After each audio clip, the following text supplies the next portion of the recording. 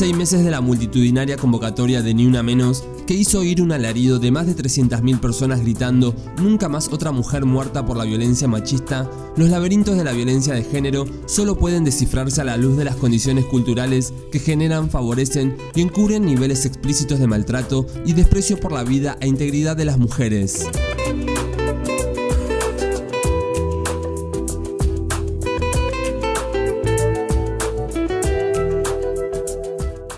5 meses de Ni Una Menos significan algunas cosas importantes, pero me parece que no en términos de políticas públicas ni de las reacciones de la dirigencia, sino en términos de lo que ocurre para abajo en la sociedad civil. Yo creo que el principal impulso que tuvo esta convocatoria tuvo que ver sin duda con una demanda y un reclamo de la sociedad civil. Creo que eso fue el poner el cuerpo de más de 300.000 personas.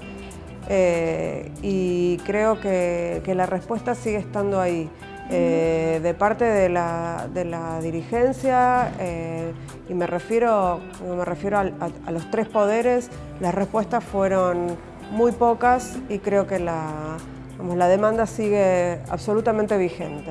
Bueno, ese día fue muy especial para mí porque fue una de las primeras veces que, claro, una de las primeras veces que fui a una marcha, que estuve con personas pares a mí, que le había pasado lo mismo. Entonces, bueno, hacía muy poco también de lo que a mí me había pasado, todavía no había llegado a la justicia que queríamos. Entonces, bueno, qué sé yo, fue como acompañar y acompañarnos entre todos. Nadie está exento de nada, y mucho menos de esto, ¿no es cierto? Y menos teniendo o hijos adolescentes y, bueno, y sobre todo las mujeres, ¿no es cierto?, en cualquier estadio de la vida. Yo creo que la convocatoria expresó una voluntad que tiene que ver con parar con los asesinatos de mujeres, una demanda de políticas públicas para las cuestiones de género, digamos, para parar la violencia de género. No es algo que va a ocurrir de manera mágica o aluvional, y eso por un lado. Y por otro lado, me parece que hay una gran demanda de terminar con el machismo. A mí me parece que quedó bastante claro que el origen de los femicidios no es producto de una mente de un loco afiebrado que un día va y mata a su mujer, sino que en el origen está el machismo. Y eso lo veo también en los resultados de la convocatoria. Digamos, se habló del tema en las casas, se habla en las escuelas. Ya no es igual un tipo que te dice algo por la calle, ya no se ve de la misma manera. Me parece que digamos, las situaciones de abuso, de acoso, ya no se ven de la misma manera. Digamos, me parece que ahí la sociedad civil está interviniendo de manera distinta. Yo creo que en ese sentido sí hay un antes y un después del 3 de junio.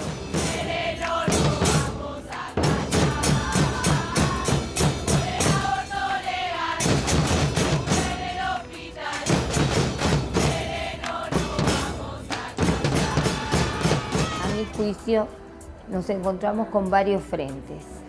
Una mentalidad machista que no ha cambiado. Hay que cambiarle el chip al hombre. Mujeres machistas también, por muchos motivos son machistas. Por otro lado, una justicia que no tiene tampoco una formación en defensa de la mujer. Yo creo que en general, tampoco en la política, vemos lo que cuesta lograr un cupo político partidario para que las mujeres, a lo mejor para todo lo que es la campaña y para todo lo que es la exposición de la mujer como ayuda para un staff, sea político o de cualquier otro tipo de acción, funciona, pero cuando tenés que darle una responsabilidad de cargo, siempre está en un escalón más abajo. Yo creo que muestra lugares de resistencia social muy fuerte, de sectores de poder ideológico. El patriarcado también es una ideología, de poder ideológico que se resisten a los cambios sociales que se están produciendo. Cambios sociales que tienen una mayor equidad, una mayor justicia, una mayor igualdad. Entonces, obviamente reacciona disciplinando. Ahora, ¿cuántas víctimas haya hasta que realmente esto se revierta? eso ya no lo podemos anticipar. Pero lamentablemente, bueno, sabemos que las va a haber, porque no es una resistencia pasiva, es una resistencia activa, para tratar de poner las cosas, comillas, en su lugar.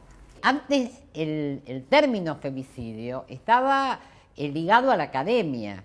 Creo que uno de los hallazgos de poder haber hecho los informes de femicidio fue que se empezó a instalar el femicidio como una definición política. Entonces, hoy hablamos de femicidio y sabemos de qué estamos hablando. No estamos hablando del asesinato de una mujer en ocasión de robo. Creo que el haber sostenido los informes durante 8 años, porque este ya es el 8º, la realidad es que lo que sí nos permite inferir es que estamos en una mujer cada 30 horas que es asesinada en nuestro país. Las estructuras de gobierno no tienen decisiones políticas de este cambio. Por ejemplo, la tenés en la policía, la mujer policía, que no pone en juego todo lo que es la defensa de la mujer. Todavía una mujer que te pregunta, ¿y vos qué le hiciste para que te pegue? O que te escabulle, es decir, te da vuelta para que puedas hacer la denuncia. Uno no lo vas a justificar nunca, tampoco en un varón, pero mucho menos en la mujer.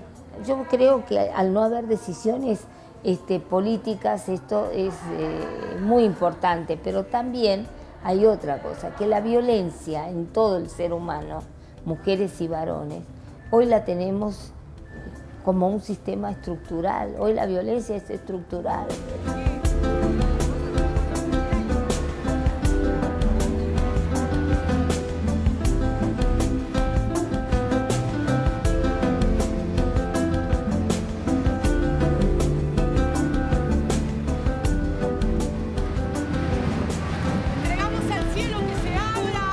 Yo creo que el grito poderoso y feminista de Micaela, primero tiene que ver con quién era Micaela, ¿no? Para hablar sobre por qué le pasó a Micaela lo que le pasó y en qué contexto hay que hablar de quién era Micaela. Y Micaela, si por algo hoy es recordada a Micaela, es por su libertad.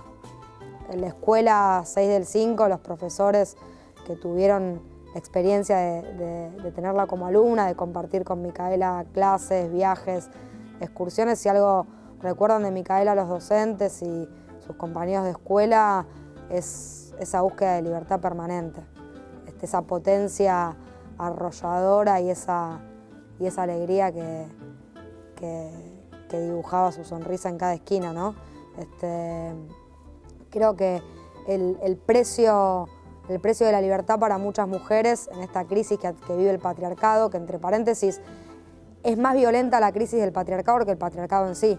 Creo que esta es una de las reflexiones fuertes que está haciendo el movimiento de mujeres. Es más violenta la crisis que atraviesa el patriarcado que el patriarcado en sí. La estrategia de defensa era que, como era un día de mucho calor y se habían salpicado los dos, al pitar con fuerza, los vapores la prendió fuego. Hizo ¡fum! Y la prendió fuego. Nunca pudo demostrar por qué fue hormonización violenta. Él puso que tenía un estrés postraumático y que le habían apagado la luz. Entonces él recordó lo de Cromañón y por eso le dio la hormonización violenta. Yo le escribí una palabra, le escribí una carta que se llamaba Los por qué, para poder contribuir sobre el deceso de mi hija y que era la única herencia que le iba a dejar a mis hijos y a mis nietos, las palabras que seguían. Y le puse los por qué.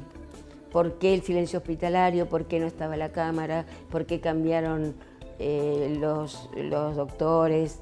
Bueno, hay 100 por qué, ¿no? Qué sé yo. Y después, ¿por qué necesita un juzgado de personas que han hecho una carrera, que tienen sueldos considerables 3, 4, 5 o 10 veces más que un obrero, necesita para interpretar lo que dice un albañil a una persona licenciada en lingüística? Ellos tienen que estar preparadas para entenderme a mí, a vos, a un presidente o a un albañil, Para eso ellos estudian. ¿Cómo puede decir que el albañil las palabras del albañil no eran entendibles? No. Si el albañil dijo que le había amenazado, mañana te voy a prender fuego. Si seguís así te voy a prender fuego, porque ya lo había echado 2 veces ya. Evidentemente estos jueces tenían alguna relación con el abogado. Esa relación que yo había visto tan mal, que él dijo, tengo relaciones políticas, evidentemente, pero bueno, mi marido muy inteligentemente, no como yo que hubiera salido un poquito más agresiva, me dijo, mira, por lo menos el tribunal reconoció que lo mató. Dice, ahora tenemos, por lo menos sabemos, dice, la mató, le damos 18 años. Yo le dije, bueno, si no va perpetua, yo no me voy a quedar tranquila. Y bueno, en casación hicieron un muy buen casatorio, tomaron prueba por prueba y la analizaron. Si uno lo lee, también es muy grande, prueba por prueba analizaron y se determinó de que él había matado y le correspondía cadena perpetua porque estaban casados por el vínculo. Después de lo de Wanda, se trató la ley de agravamiento de la pena. Y ahora cualquier relación, aunque sea transitoria, pasajera, corresponde femicidio.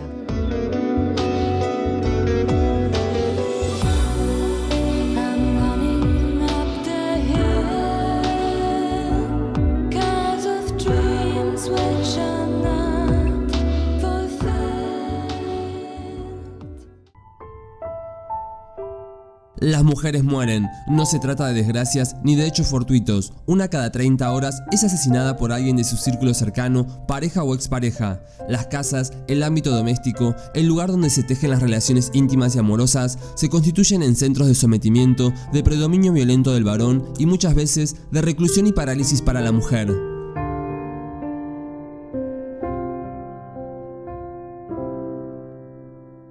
Bueno, la reforma conocida como la que incorpora el femicidio en el derecho argentino se incorporó a fines del año 2012 y se incorporó no con el nombre de femicidio, sino que en el artículo 80, inciso 1, se modificó el agravante y se lo extendió a las relaciones de pareja o expareja, mediario o no convivencia. Por otro lado, se incorporó también el artículo, en el inciso 11 del artículo 80, un supuesto más que es para, lo que dice es cuando que se va a agravar la pena cuando mediario violencia de género, y el inciso 12 incorpora lo que se conoce como femicidios indirectos, que es cuando digamos, se asesina a hijos o familiares de la persona a la que se quiere lastimar, que el objetivo sería la mujer. Las discusiones giraban en torno a de qué forma incorporar esta figura con todos digamos, con todas las garantías del proceso penal. Entonces se discutía si esto era discriminatorio para los varones, ¿no? La situación de las mujeres con respecto a cuando hacen una denuncia es que todavía, lamentablemente, la justicia y las fuerzas de seguridad no están capacitadas en esta temática, donde 1 más 1 no da 2, puede dar 2, 3, 4, depende de cada caso.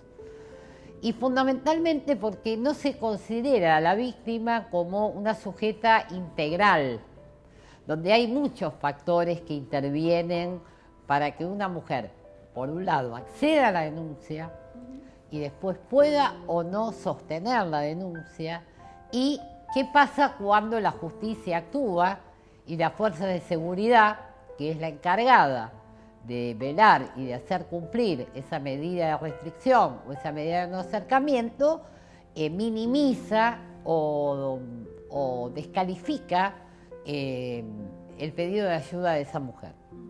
Entonces, la realidad es que cuando una mujer ya llega a la instancia de la denuncia, es ahí donde empieza todo. Por eso no es solamente un compartimento estanco de lo que tiene que hacer la justicia y la fuerza de seguridad, sino que ahí es donde hay que estar presente con el Estado, donde tiene que haber una atención interdisciplinaria, porque así como la víctima no entró de un día para el otro a un vínculo de violencia, la salida también va a ser paulatina. Porque cuando te decían es cosa de ellos, vos igual te metiste. Porque cuando ella te decía que él era celoso, sentiste que pasaba algo más. Todos somos parte de la solución. Línea 144. Contención, información y asesoramiento para la prevención de la violencia de género. Bueno, el juicio, primero antes hay varias instancias hasta que se llega a un juicio oral, ¿no es cierto?, y público. Se van pasando por distintos momentos donde uno lo tiene que ver, lo tiene que enfrentar, no es fácil. Se van recolectando todas las pruebas, los abogados y los fiscales trabajan sobre eso, sobre lo que nosotros teníamos en concreto, y hasta que se llega al juicio oral, ¿no es cierto? Una vez que se llega al juicio, se muestran todas las pruebas. En una instancia él era imputado con 3 carátulas distintas, con la de violación, criminis causa, y después la otra, que también la tercera, es alevosía. Eso era lo que era el ensañamiento, y la alevosía, se comprueba todo eso en el juicio, o sea, lo comprueba un perito forense, y para mí eso es uno de los días más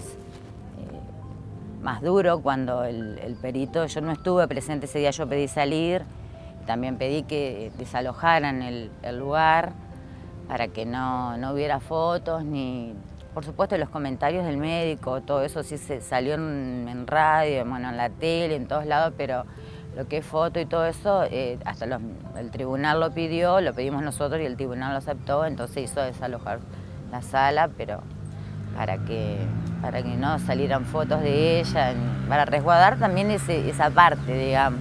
Las pruebas salieron del cuerpo de mi hija. Los ADN salieron de los coches de estos tipos, porque los coches estaban cubiertos con la sangre de mi hija. Nosotros queríamos a los verdaderos culpables, no a perejiles. No importa qué es lo que eran, si era un almacenero, un policía, un maestro, no nos interesaba. Nosotros queremos los culpables y los seguimos queriendo. Nos hicimos los ADN, los tacos tenían el ADN de nuestro, entonces era nuestra hija. Entonces, ahí conocí yo, cuando ellos se tuvieron que hacer sus ADNs, ahí los conocí yo. Fuimos a la prueba de los autos, todo esto declarado y los nombres dados por los vecinos en ese local. Por eso nosotros supimos los nombres, si no, no lo sabíamos. Ahí nos contaron de que habían asesinado a otras criaturas de la misma forma. Y ahí, hicimos una carta que la firmó casi todo el pueblo, todo el turismo, de que necesitábamos, por favor, que sacaran a estas personas del pueblo, porque si no, no iba a haber testigos. Nadie se iba a animar a declarar.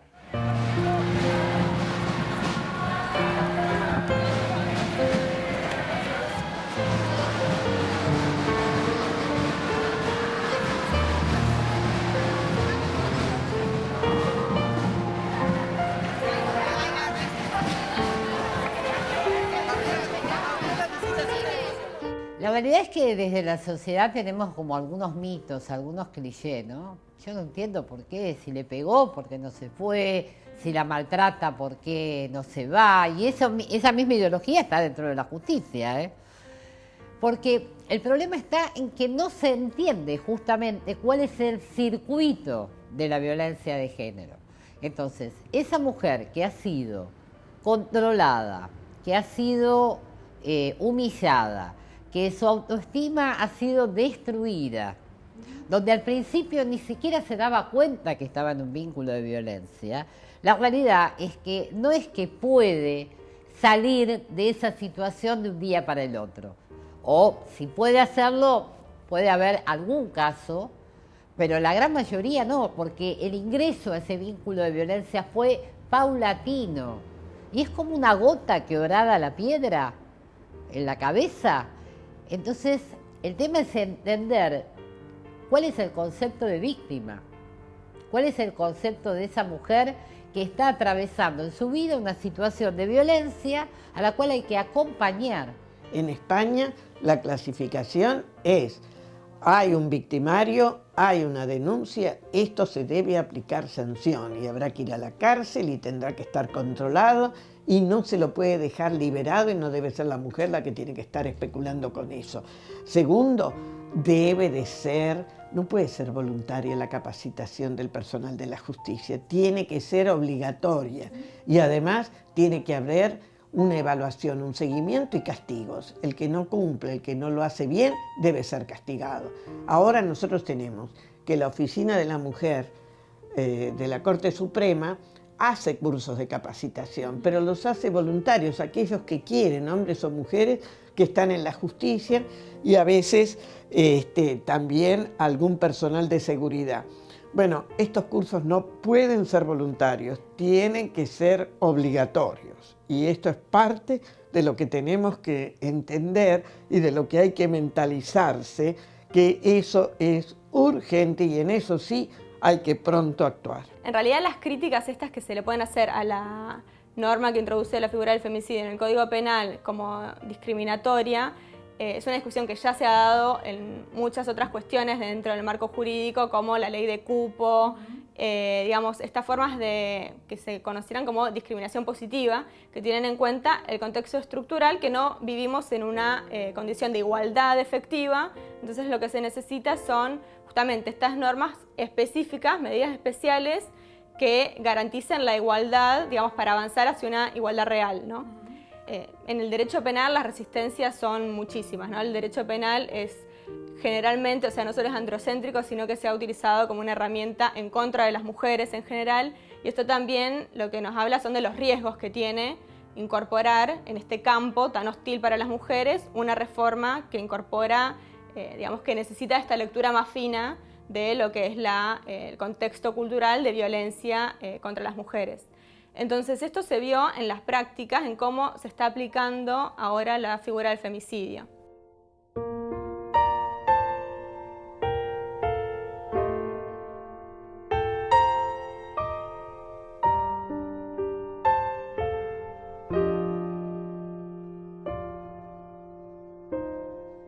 Este es el caso de Paola Costa, que justamente se analizó el inciso 1 del artículo 80 y el inciso 11, que es el que se conoce como el de femicidio propiamente dicho, porque es el de cuando el hombre mataría a una mujer y mediaría violencia de género. También se analiza este punto y lo que dicen los jueces en esta sentencia es que no hay una relación asimétrica de poder. No hay prueba de que entre la víctima y el agresor había una relación asimétrica de poder. Y para fundar esto, lo que dicen los jueces es que la mujer no se mostró dócil, no fue dócil, porque a lo largo de la relación ella inició acciones contra el agresor para que reconozca la paternidad de su hijo, para que le dé la cuota alimentaria.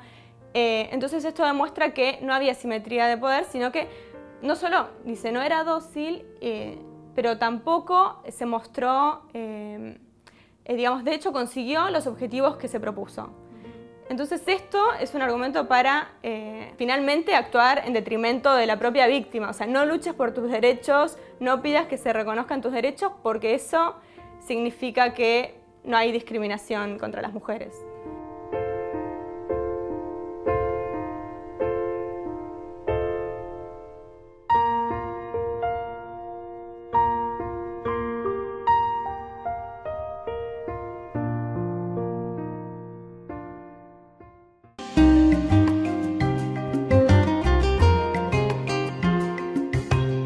La histórica convocatoria del pasado 3 de junio en Congreso visibilizó una larga lucha que viene dando el activismo por instalar el tema de la violencia contra las mujeres en la agenda pública y en la conciencia social.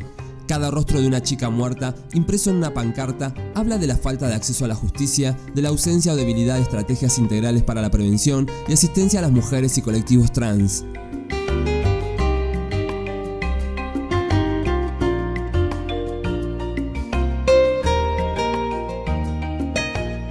Es muy difícil el trabajo con los medios de comunicación. En el documento que se leyó en la plaza había una demanda fuerte hacia los periodistas y hacia los medios.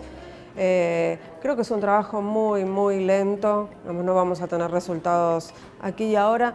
Hemos logrado que se use la palabra femicidio, lo cual ya de por sí me parece que no es menor, pero nos falta mucho trabajo. Digamos, se sigue revictimizando a la víctima, se sigue pensando hablando de qué tenía puesto, con quiénes, cuáles eran sus compañías. En algunos casos todavía se habla de apasionamiento. Me parece que tenemos un trabajo largo y muy importante para hacer con nosotros mismos, con los periodistas y con los medios de comunicación.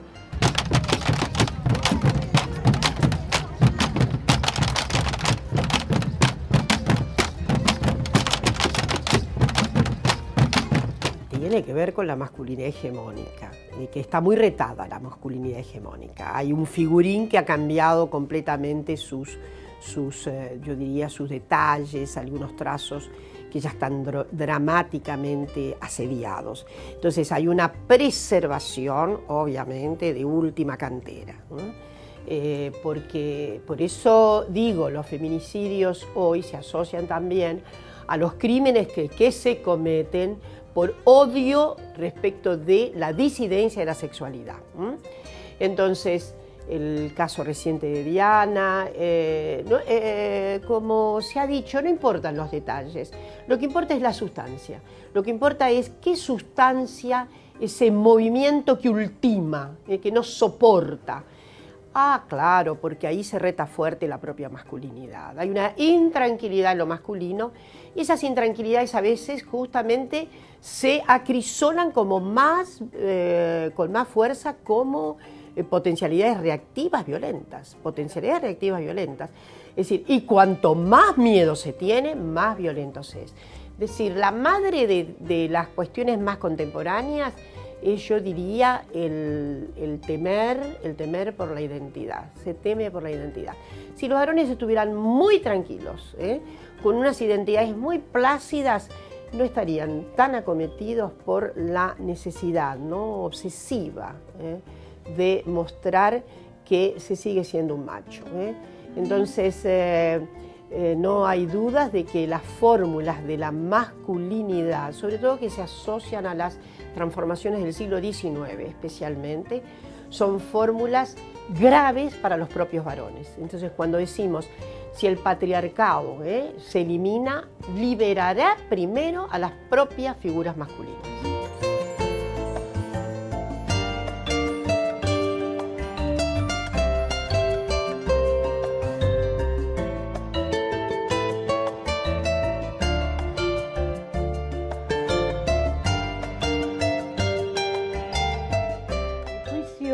Concluye y son condenados estos tipos.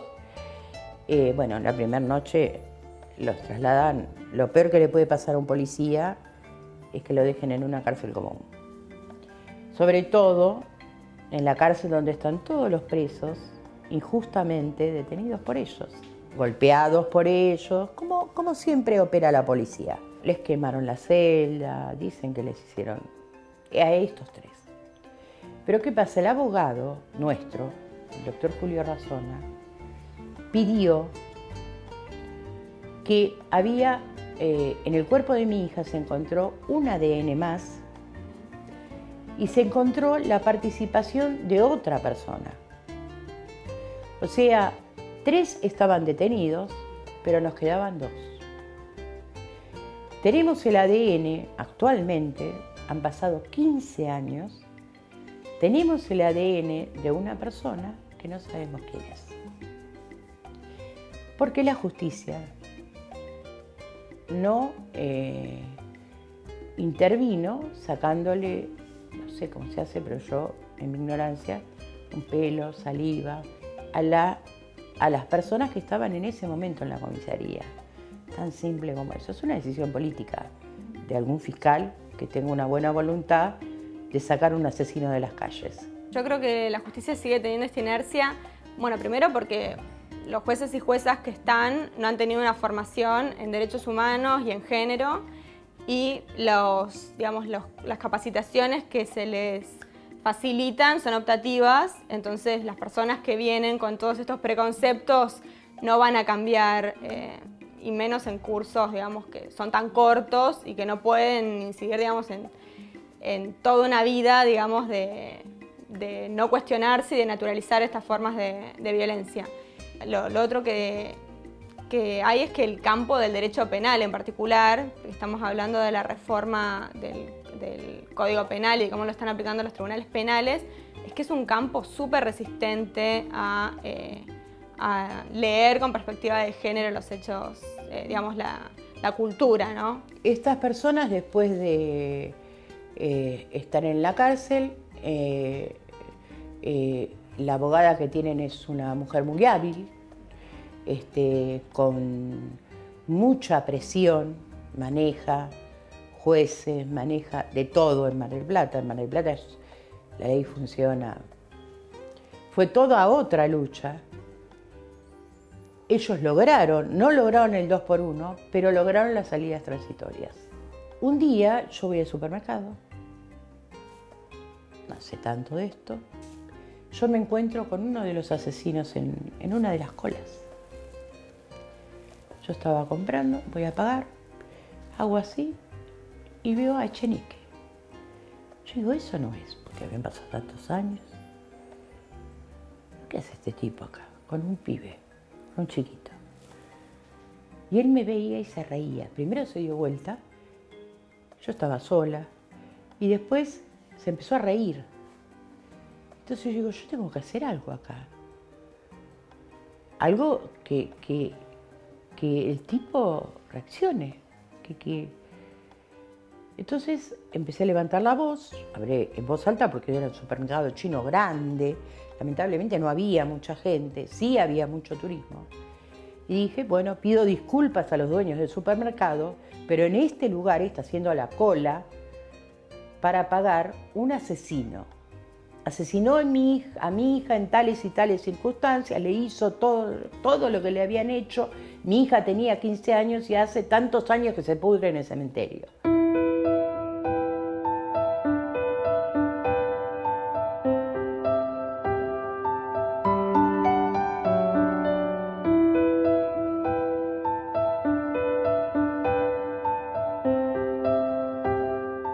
La violencia es una conducta aprendida desde lo cultural, con lo cual el varón violento no es enfermo, claramente es hijo del patriarcado, pero también hay que destapar otros mitos que hay, que bueno, es violento porque toma, es violento porque consume estupefacientes, y la realidad es que está comprobado que ni el alcohol ni los estupefacientes desarrollan nada que no esté en la personalidad del violento. El femicidio de Micaela, si algo parió, es hacer cuerpo y darle vida real al Ni Una Menos en los territorios, porque en definitiva el Ni Una Menos existe en la medida en que podamos encarnarlo con organización femenina en los territorios, ¿no? Si no es un grito mediático y nada más, del cual se puede hacer eco cualquier candidato, cualquier funcionario, el que haga mucho y el que deje la vida realmente para que el Ni Una Menos se cumpla, y el que no hace nada. Entonces, la única manera de garantizar los cumplimientos de la política pública, de garantizar aparte el cuidado comunitario, ¿no? Porque nosotros decimos política pública y organización comunitaria de la mano, ¿no? La única manera de realmente ejercer una contención comunitaria, prevención, cuidado, es la organización popular. Entonces, creo que lo que parió Micaela y su femicidio es una gran red de mujeres de la Villa 21-24, que además de decir Ni Una Menos, de decir Micaela somos todos, y a su vez no queremos ninguna Micaela más acá en el barrio, es decir, queremos queremos muchas Micaelas que sean libres, que quieran vivir y que sean alegres, y no queremos que las maten más. Además de eso, también empezamos a pensar un montón de cosas vinculadas a las violencias preexistentes, ¿no? Que están vinculadas al escenario de desigualdad que viven los hombres, las mujeres en relación a los hombres, ¿no? Y también muchas veces cómo las mujeres reproducimos esos esquemas de desigualdad al interior de nuestras familias, entre nosotras mismas. Entonces, nosotros decimos que nuestro grupo está basada en la ayuda mutua y en la solidaridad. No sé por qué, como todo el mundo dice, pero es una moda nomás ya. Para mí que es una moda eso, yo digo, el machismo. Yo tengo uno solo, 2 por ahora por mis nietos, 2 varones. Yo soy madre soltera y no sé cómo me van a salir mis varoncitos, eso yo digo. Pero re bien, yo quiero que me salgan excelentes varones. Pero para mí que sí, me van a salir excelentes, porque mi varón, que tiene 17 años, es un amor. No es porque sea mi hijo ni nada, pero es un amor. Es un amor.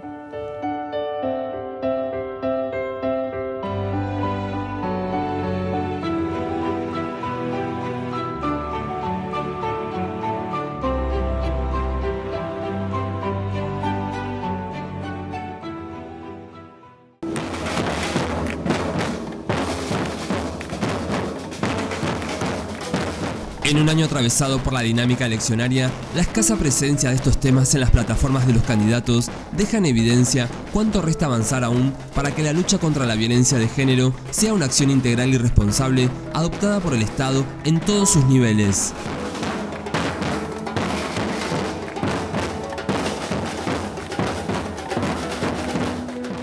Lamentablemente, después de todo esto que me ocurrió,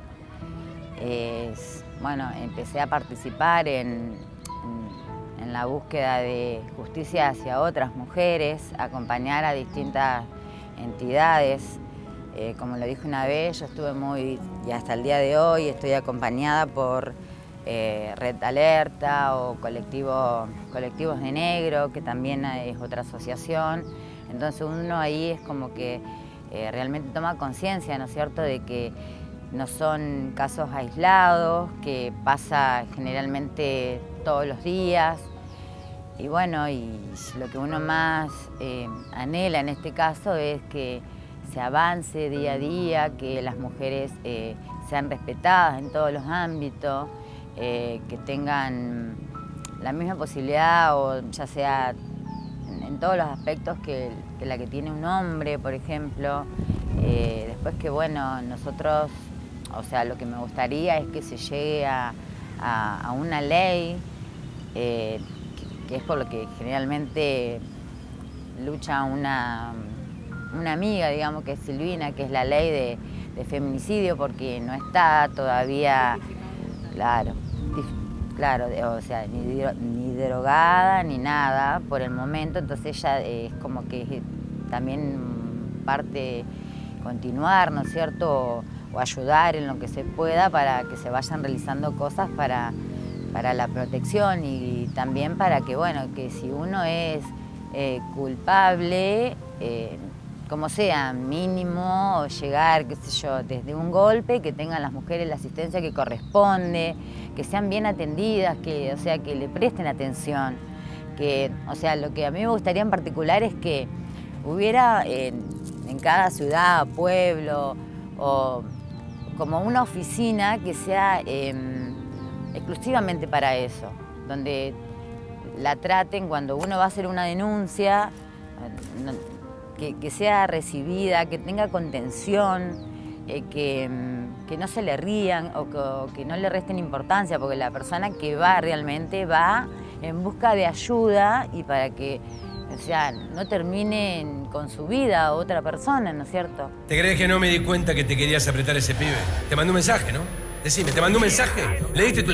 ¿Vos le diste el número? Sí, le diste el número, claro que le diste el número. Dame la clave. No le pongas la clave al teléfono, dame la clave. ¿Sabes lo que te digo? Son todas unas trolas igual que vos. ¿Ves lo que pasa cuando salís con tus amigas? Vos me pones así, yo te juro que no me quiero poner así. Prometo no revisar nunca más el teléfono. Perdóname.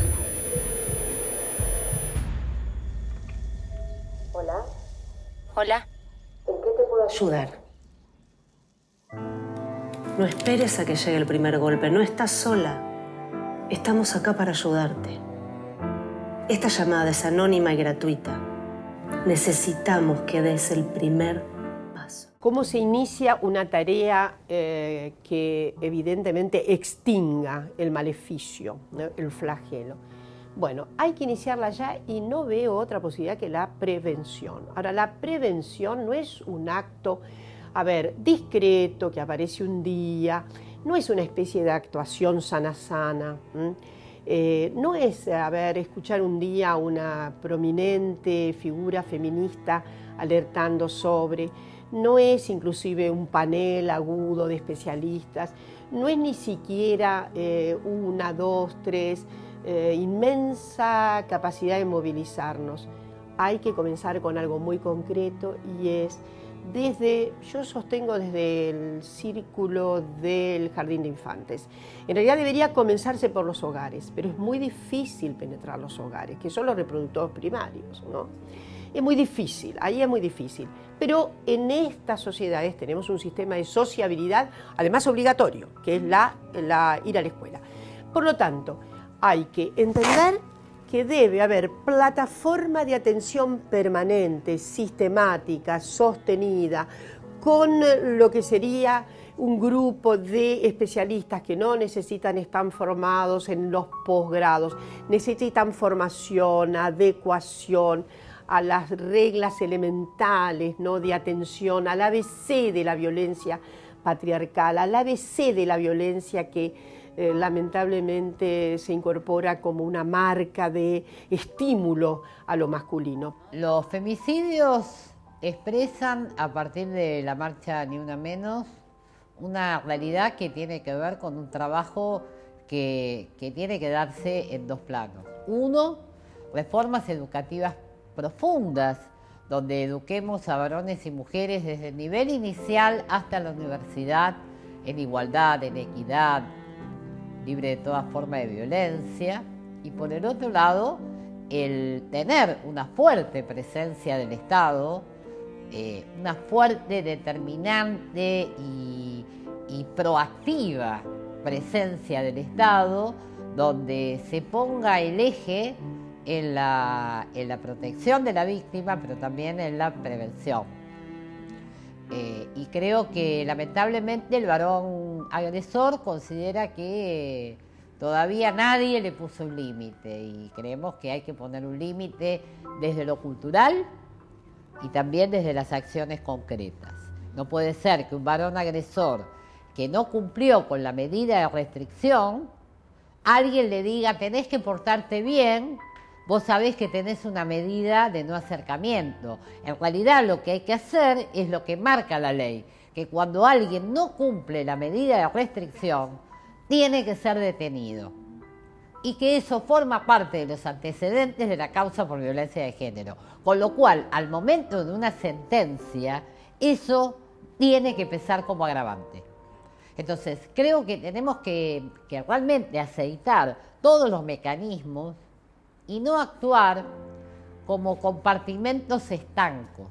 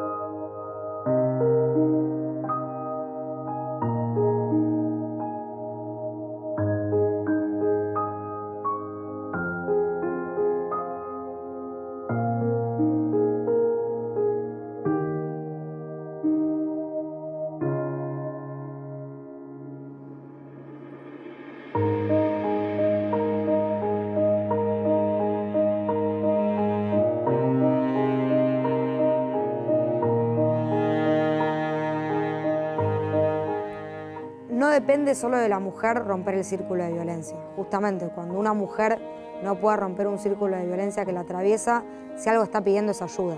Lo que nosotros tenemos que construir son los dispositivos y las alertas de ayuda y solidaridad comunitaria para ayudar a esa mujer, y también los dispositivos estatales, Para nosotros el Estado es un actor central. De hecho, muchas de las compañeras que participamos de este espacio somos trabajadoras del Estado y reivindicamos profundamente el servicio comunitario, reivindicamos profundamente la política pública y sabemos que cuando el Estado le dio las espaldas al pueblo, perdimos todo. Y cuando el Estado y la organización comunitaria logran construir dispositivos y alertas comunes, no nos para nadie. Estamos parados en un lugar, me parece, en un lugar distinto del que estábamos parados el 2 de junio. Eso me parece, en principio, interesante.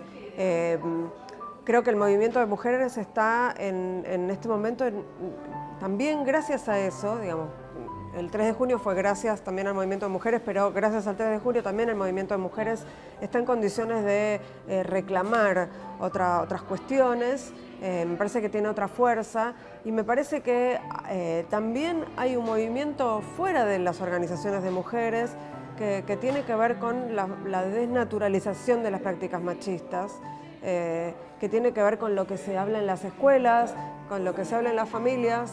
Me parece que esta circulación de un sentido distinto es muy importante. Creo que estamos parados en otro lugar, en un lugar mejor y que falta un montón.